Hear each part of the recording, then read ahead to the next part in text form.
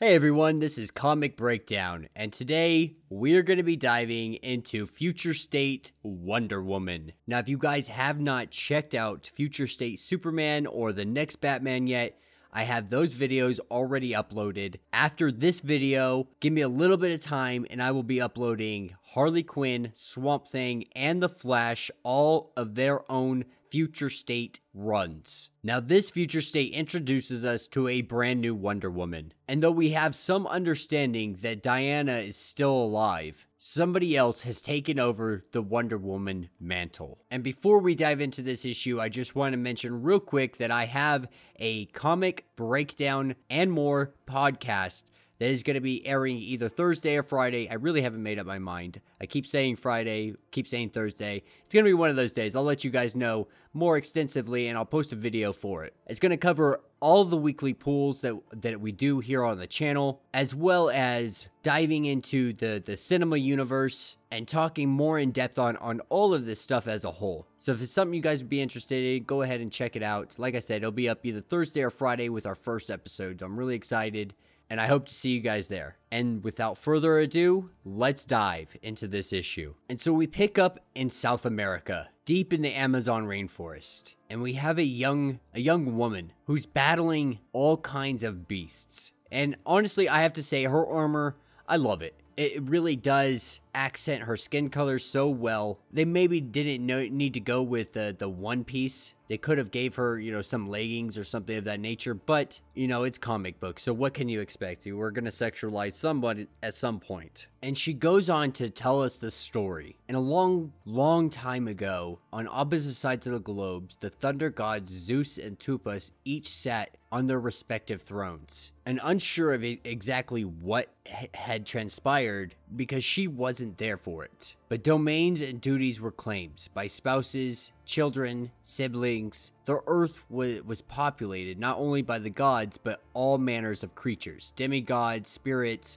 nymphs, monsters, dragons, demons, anything you could think of was inhabiting the earth. And all of this ended up meddling in the lives of humankind. And over time, they became less and less interested in interacting with one another. And humans became occupied with what really drives humans forward, and that's sex, childbirth, and death. The bare necessities to preserve human life. Their relationship with land, their superstitions had all just completely diminished. Still, they remained immortal and active, and interference was needed in some way. Someone to navigate the world between gods and humanity so that each might flourish. A hero was needed. Wonder Woman was needed. And this is where we learn that her name is Yara. And Yara is trying to save one of her sisters. And to do this, she has to dive into the underworld. And to be able to get in the underworld, she needs one of these tusks. But Kapora doesn't want her to. Wants her to leave the land as it is. And so they cut a deal pretty much, and she offers to take Yara to the underworld to face Hades, because she wants to drive a stake through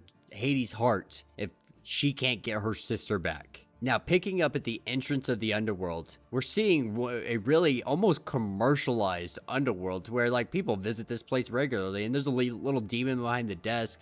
It's really just a cute little scene here. Until Wonder Woman decides that the thing is in her way, grabs the bar and just rips it off, and then hands it off to the demon to the side. And as they get up to the ferry, she realizes that she doesn't have a token to get across. And so they devise a little trick here and end up with a coin in her hand, but one of the undead or the spirits realizes that they stole it from her, goes to attack her, and she just knocks the guy for a loop. And then that's when the Hounds of Hell awaken, ready to fight. Alright, so diving into Wonder Woman issue number 2. As the three-headed Hound of Hell bites at the heels of Wonder Woman, she tries to make it to the ferry before she runs out of time. And so using her modified lasso, also known as a ballast, she wraps it around the ferryman's arm, pulling it and catching it. Catching the skeleton arm and using it as bait. Essentially making this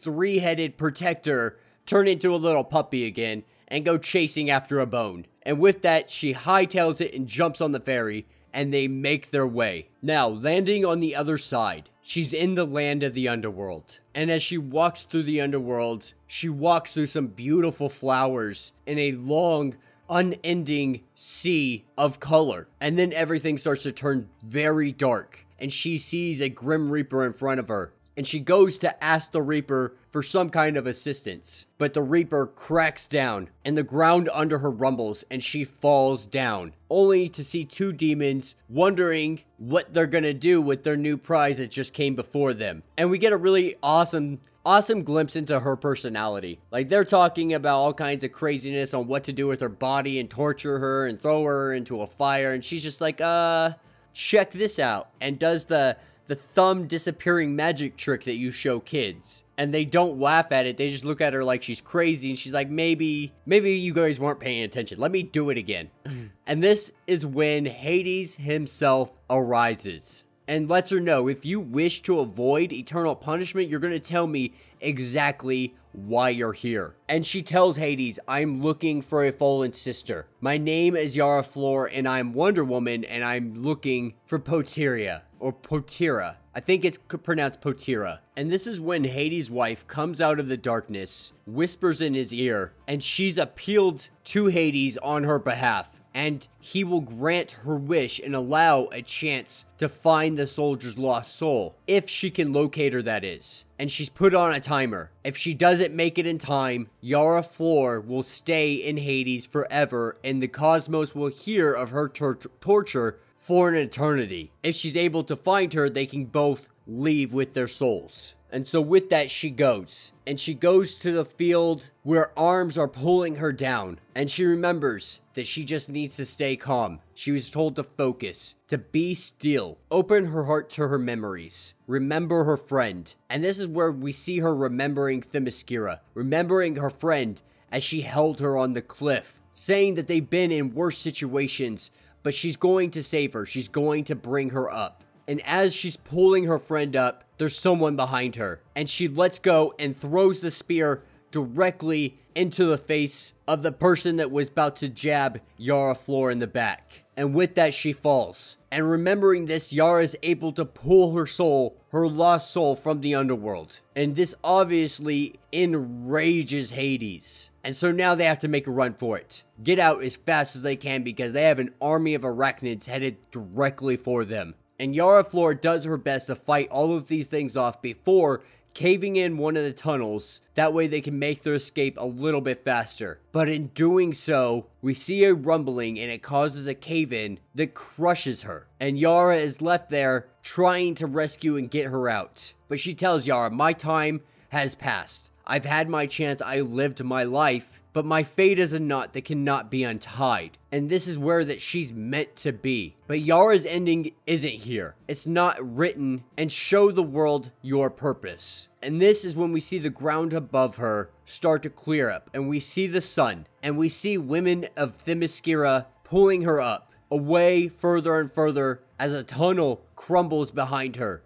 And Yara, completely distraught, screaming no, begging them to stop and let her go because she failed. She believes she failed. But this is kind of like an origin story, if you will. This is the trials and tribulations that make our heroes who they are. Much like a pearl forming in an oyster, all heroes, legends grow out of a grain of truth. That each one of us will inevitably reveal feet of clay. They are not heroes because they are perfect. They are heroes because they overcome their imperfections. And that will close out Future State Wonder Woman. So let me know what you guys think. What do you think of Yara Flor? Personally, I like her. She doesn't seem as serious as Wonder Woman portrays in a lot of her comics and animated shows. She's a little more laid back, a little bit younger, a little bit on the more naive side. I think the story has a little bit of a flaw here. You know, she's supposed to be Wonder Woman, but she wasn't able to